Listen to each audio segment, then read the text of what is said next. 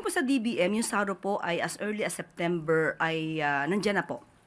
Ang natatangi lamang po siguro nagkaroon ng konting delay ay yung pag-implement po or pagsasagawa po ng MDC at yung modified disbursement system. At ngayon po ay maitatanong po natin, yung pondo po ay nasa kanila na. Patungkol po sa sinabi niya na mayroon pang kulang sa kanya, ipinakiusap na po natin since nandiyan na po yung pondo, kung ano po yung pagkukulang sa may mga dapat na bayaran, bayaran na po agad.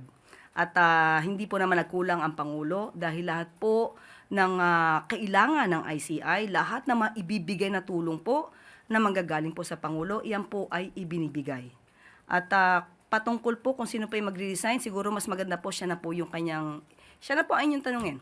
Siya naman po nagbigay ng information. At dahil nga po magaling po ang si Secretary Babe Singson, pinakiusapan po sa pamamagitan po ni Sec Vince na kung maaari pa ay manatili pa siya. At dahil nga muli may concern po si Secretary Babes, iginagalang po yan ng ating Pangulo at nagpapasalamat po tayo sa napakagaling pong serbisyo po ni Babe Singson.